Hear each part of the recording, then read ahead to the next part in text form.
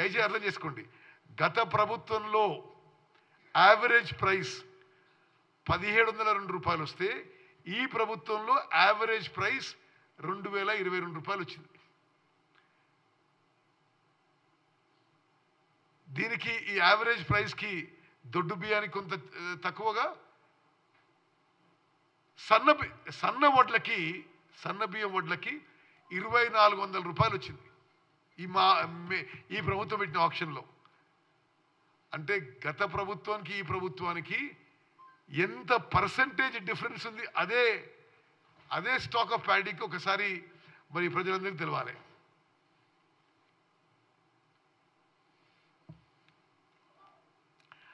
ఇప్పుడు ఈ ప్రభుత్వం ఈ ప్యాడీ ఆప్షన్తో ముందుకు పోతుంది. ఇప్పటి వరకు పెద్దగా మూమెంట్ లేదు. అవును, సరే, నేను ఆయన అయిపోయినా మాట్లాడతాను. ఓకే, మేము చాలా స్పష్టంగా మాట్లాడింది, గత ప్రభుత్వంలో సన్న బియ్యానికి దొడ్డు బియ్యానికి తేడా లేకుండా టెండర్ వేసిండ్రు, ఆప్షన్ వేసిండ్రు. మేము అది డిఫరెన్షియేట్ చేస్తే సన్న బియ్యానికి 2400 వచ్చిందంటే పోయినసారి 1700 వచ్చిన దానికి సన్న వడ్లకి 2400 వచ్చింది. యావరేజ్ ప్రైస్ 2022 వచ్చింది. మరి కంపారిటివ్ స్టేట్మెంట్ చూస్తే ఆయన మాట్లాడిన అసలు అర్ధరహితమైన మాటలకి total gain for the government ఈసారి జరిగిన ఆప్షన్ ద్వారా 1100 కోట్ల రూపాయలు అదనంగా ఆదాయం రాష్ట్ర ప్రభుత్వానికి రావడం జరిగిందని చాలా స్పష్టంగా ఈ ఫిగర్స్ తెలియజేస్తున్నాయి.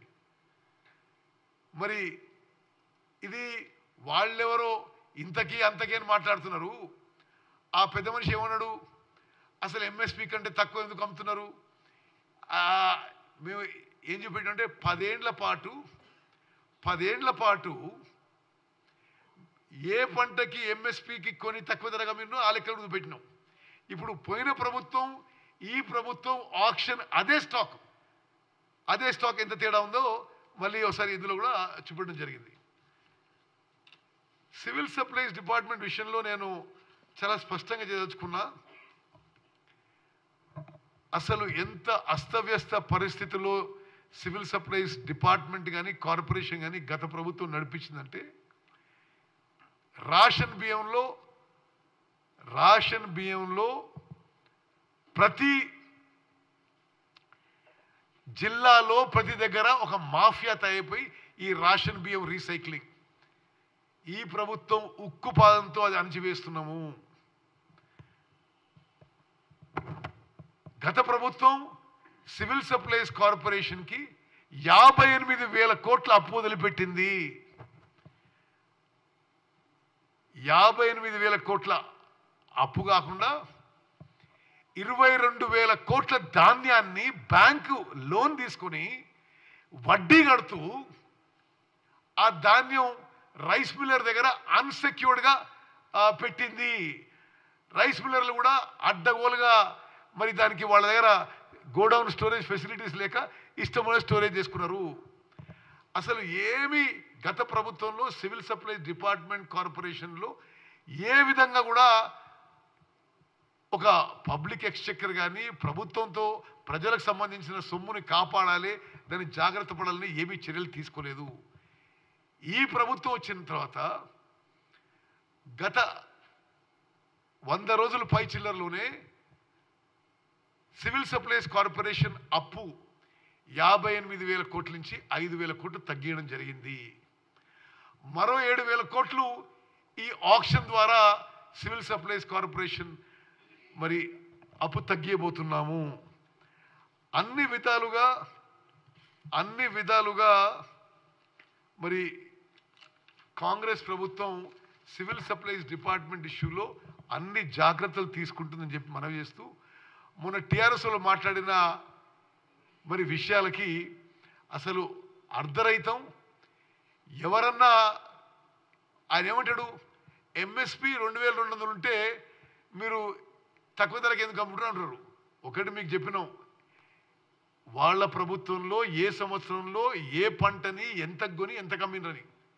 ఈరోజు కూడా టీఆర్ఎస్ ప్రభుత్వం వాళ్ళు టీఆర్ఎస్ పార్టీ వాళ్ళకి మేము చెప్తున్నాం, మీరు 2200 రూపాయలకి మీరు కొనుగోలు చేయదలుచుకున్నా మరి ఎవరొచ్చి ఈ ఆక్షన్లో ఏ విధంగా వాళ్ళకి కావాల్సిన మేము ఓపెన్ ఆఫర్ ఇస్తామని చెప్పి కూడా మనం చేస్తున్నాం.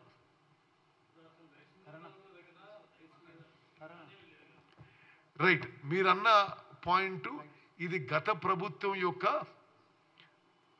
వైఫల్యం, దాన్ని తగిన చర్యలు తీసుకుంటాము. నేను చెప్పే ముందు సారాంశం చెప్పి విల్ గో ఆన్ టు ఒకటి, ధాన్యం కొనుగోలు విషయంలో మేము పూర్తి చిత్తశుద్ధితో నిజాయితీతో ప్రతి ధాన్యం గింజ ఎంఎస్పికి కొనుగోలు చేయాలి అనే కమిట్మెంట్తో ముందుకు పోతున్నాం. తెలంగాణ రైతులందరికీ న్యాయం చేస్తాము. రెండోది, ఈ ప్యాడీ ఆక్షన్లో అదే ప్యాడీకి గత ప్రభుత్వంకి మేము వచ్చిన తర్వాత ఆక్షన్కి 1100 కోట్ల రూపాయలు అదనపు ఆదాయం రాబోతుంది. దాని మీద కూడా ఈ పిచ్చి పిచ్చి మాటలు మానేయాలని చెప్పి నేను కోరుతున్నాను.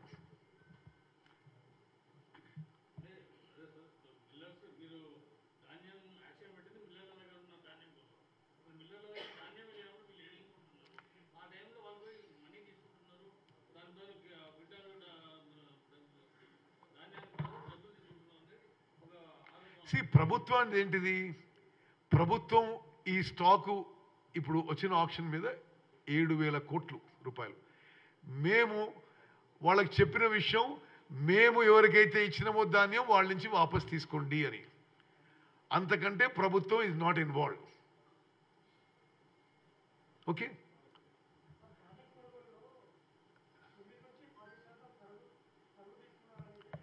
ఎక్కడ కూడా ఈ తరుగు ఎవరన్నా ఈ విధంగా రైతులకి అన్యాయం చేస్తే కఠిన చర్యలు తప్పవు అని చెప్పి నేను మనం చేస్తున్నాను. ప్రత్యేకంగా ముఖ్యమంత్రి రేవంత్ రెడ్డి గారు, ఉప ముఖ్యమంత్రి గారి నాయకత్వంలో ప్రభుత్వం మొన్న కూడా రివ్యూ చేసినాం. ఈ ప్యాడీ ప్రొక్యూర్మెంట్లో మరి అధికారులందరూ అప్రమత్తంగా ఉండి తప్పనిసరిగా రైతులు న్యాయం చేయడం చెప్పడం జరిగింది.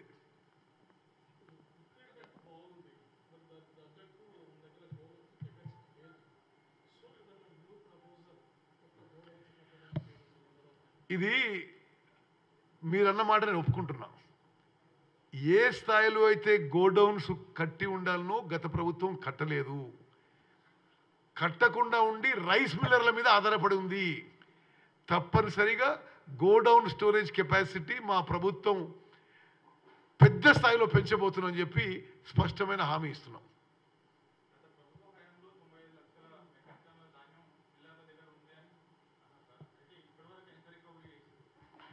చూడమ్మా, ఇట్స్ ఏ రన్నింగ్ ప్రాసెస్.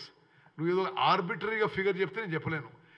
కొంత ధాన్యం పీడిఎస్కుంటుంది, కొంత ధాన్యం ఎఫ్సిఐ కింద వాళ్ళకి సప్లై చేయాల్సిన ఇష్యూ ఉంటుంది.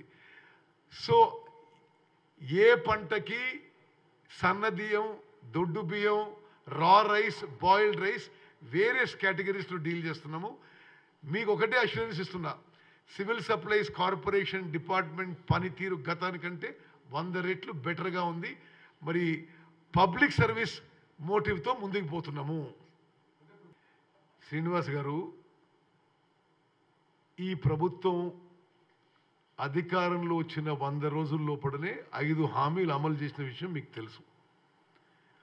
గత ప్రభుత్వం 100 హామీలు ఇచ్చి 10 ఏళ్ల పాటు వాళ్ళు ఆ అష్యూరెన్సెస్, ఆ ప్రామిస్ ఫుల్ఫిల్ చేయక అందరూ వాళ్ళలాగా ఉంటారంటే తప్పది. మేము ఇచ్చిన ప్రతి మాట నిలబెట్టుకుంటూ కోడ్ అయిపోయినాక మీరే చూస్తారు. ఒకటే విషయం బ్రదర్, మీ అందరికీ తెలుసు, కోడ్ ఆఫ్ కాండక్ట్ ఉన్నప్పుడు లాగు అయిన తర్వాత కొత్త విషయాలు అమలు చేయలేము. అసలు స్వతంత్ర భారతదేశంలో మేము వచ్చినాక కోడ్ 70 రోజుల్లో ఇంప్లిమెంట్ అయింది అనుకుంటా, అప్రాక్సిమేట్లీ 70 days. 70 రోజుల్లో మేము చేసిన విధంగా 5 హామీలు అమలు చేయడం ఈ దేశ చరిత్రలోనే మాదే మొదటి ప్రభుత్వం. తప్పనిసరిగా మేము చెప్పిన మాట నిలబెట్టుకుంటాం. గతంలో ఉన్న వాళ్ళలాగా మోసం అబద్ధాలతో మరి వాళ్ళు బతికిన కాబట్టి వాళ్ళకి అందరి మీద అనుమానాలు ఉంటాయి. కోడ్ ఆఫ్ కండక్ట్ అయిపోయిన తర్వాత మా అన్ని హామీలు అమలు చేస్తాం. ధన్యవాదాలు. Thank you.